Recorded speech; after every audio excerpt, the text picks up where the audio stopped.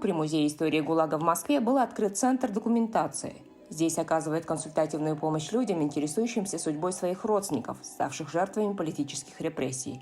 О том, с чего начинать поиски, как оформить запросы и требования о реабилитации репрессированных, мы узнаем в интервью со специалистом Центра Марией Лоцмановой. Мария, добрый день. Здравствуйте. В каком году был открыт Центр документации и какова его миссия? Центр документации был открыт в 2018 году. Открыт он был, возник вообще, так скажем, из запроса. Люди, когда проходили нашу экспозицию, у них иногда возникали вопросы или какие-то воспоминания о том, что, окажется, в моей семье тоже кто-то был репрессирован, а как бы это узнать, а где искать эту информацию.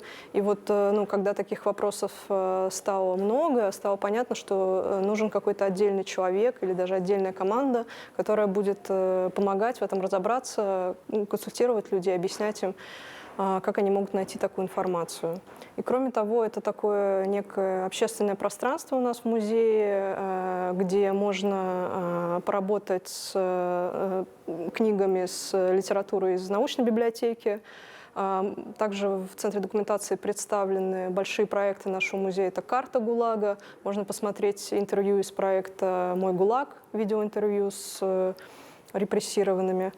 Иногда проходят какие-то небольшие выставки также у нас в Центре документации. Вы сказали, что у вас при Центре документации есть научная библиотека. Да, все верно. Что можно узнать в вашей научной библиотеке и какими фондами он располагает? Это где-то 10 тысяч экземпляров книг. Это коллекция научной, научно-популярной, художественной литературы по истории ГУЛАГа и не только, также по истории СССР. Сборники, коллекции документальных материалов. Безусловно, также книги памяти у нас представлены в большом количестве по регионам страны и стран бывших республик СССР. Вы приходите с запросом, и мы подбираем вам литературу по вашему вопросу, по вашей теме.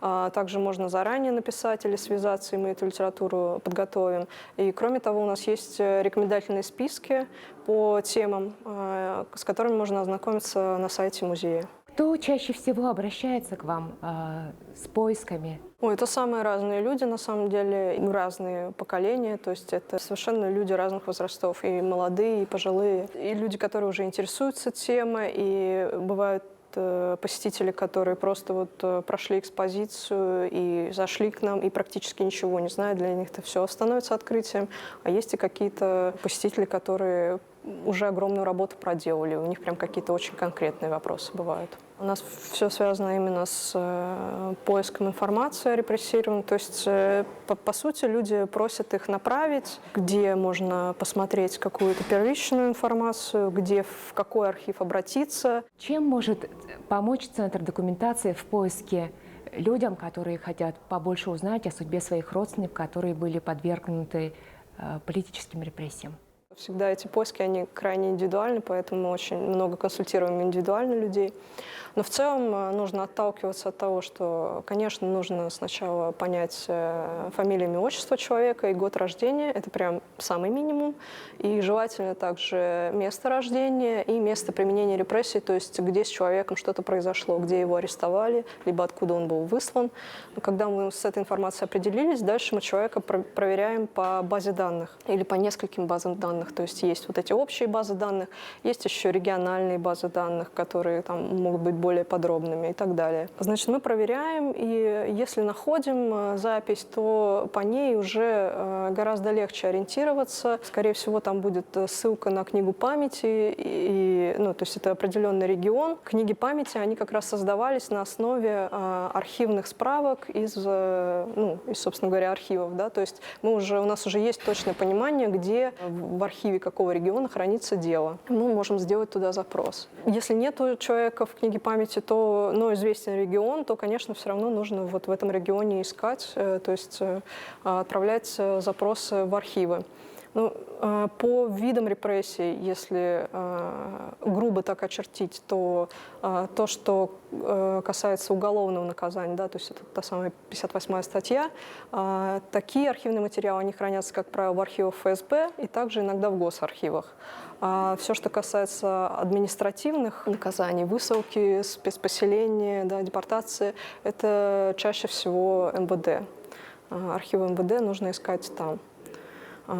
Есть еще такая категория дел, как личные дела заключенных. Они, как правило, хранятся в архивах МВД и ФСИН, но эти дела сохранились только на тех людей, которые в лагере умерли. Люди, которые выходили из лагеря, их дела уничтожались, сохранялись только учетные карточки. У нас на сайте музея есть страница Центра документации, там есть контакты, можно писать, ну и удобнее всего писать на электронную почту к нам. И многие к нам пишут, то есть общаемся мы не только с Москвой, да, но и с другими регионами. Люди к нам пишут, обращаются за консультациями, и мы по возможности, конечно, консультируем. Поэтому можно писать по электронной почте. Иногда у нас проходят онлайн-семинары, но здесь, к сожалению, есть еще проблема разницы во времени. Да? То есть вот ближайший мой семинар, онлайн-семинар, он будет 10 ноября, можно посмотреть его в записи. Как лучше всего вести поиск в архивах России и странах бывшего СССР? Что вы посоветуете? В бывших республиках СССР с архивами по репрессированным дела обстоят по-разному. Совершенно по-разному, надо сказать. Например, на Украине эти архивы открыты, и доказательства родства не требуются совершенно. То есть все, что хранится на Украине, может получить любой человек. Большинство материалов, архивно-следственные дела, они в большинстве своем прям были переданы в госархивы, и там соответствующим образом ведется учет. Это все действительно очень доступно. То, что касается Беларуси, там сложнее. Архивы хранятся по-прежнему в КГБ, и какая-то часть, как я понимаю, в Нацархиве Республики Беларусь, но такой открытой базы данных у них нет. Частично эти люди учтены в общей базе данных, но в целом это все делается по запросу, нужно писать запрос, и в Беларуси тоже довольно строго требуют доказательства родства. Казахстан. У них есть своя база данных на сайте МВД Казахстана. Архивы тоже довольно неплохо работают, но это все также ведомственные архивы, но тем не менее они идут на связь, какие-то материалы высылают, но также в основном это по доказательству родства. С другими странами, надо сказать, что не очень большой опыт взаимодействия пока. То есть это все намного сложнее. Частично эти люди также собираются книги памяти, они в электронном виде они попадают также в общие базы данных, в открытый список, например. Но пока это, в общем, работа еще ведется, и принцип такой же, то есть нужно обращаться в госархив и в архив органа безопасности, да, они в каждой республике они по-своему называются, то есть основное направление это вот орган безопасности, МВД и госархив, в общем это три направления, по которым нужно работать, и там уже дальше ориентироваться по ответам архива.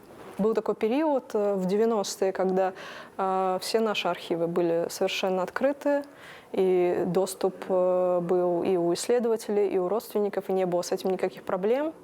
И в этом смысле было гораздо легче. Сейчас сложнее. Сейчас сложнее с доступом, к сожалению. Это связано с пандемией или... Нет, это не связано с пандемией, это связано, не знаю, с историей отношения к этому вопросу. Может быть, в 90-х другое было отношение, потому что вот только все открылось, скажем так, да, и стала доступна какая-то правда, и была какая-то очень сильная волна.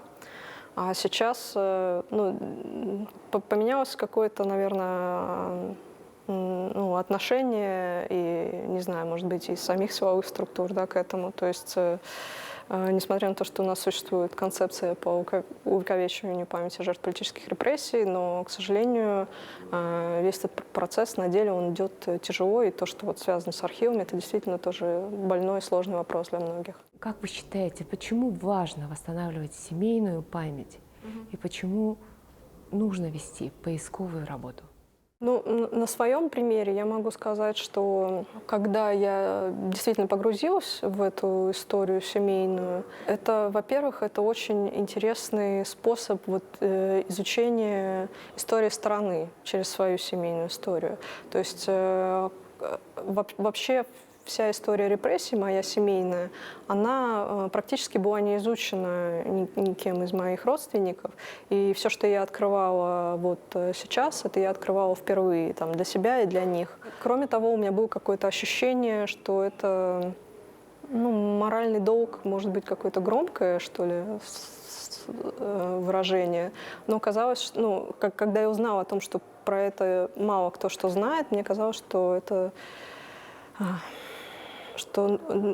нужно как-то в этом разобраться, чтобы как-то пережить трагедию вот этой семьи, которая не была пережита там в свое время, да, что про нее как-то никто не узнал или все постарались забыть, и она осталась какой-то непережитой и, не знаю, незаконченной, что ли. И более того, для того, чтобы получить доступ к некоторым делам, архивным делам, мне даже пришлось реабилитировать некоторых моих родственников, потому что в отношении людей, которые в административном порядке были репрессированы, там вот эта автоматическая работа по реабилитации, она велась довольно плохо. И сейчас она происходит именно по запросу родственников. И вот по запросу меня, родственника, да, там сколько там лет спустя, не знаю, там 70-80, да, я реабилитирую этих родственников, и они каким-то вот окончательно уже как-то по документам я эту историю, скажем так, закрываю. Да, что-то было тоже в этом важное, наверное. Огромное спасибо за интересную беседу и за ваш труд. Спасибо.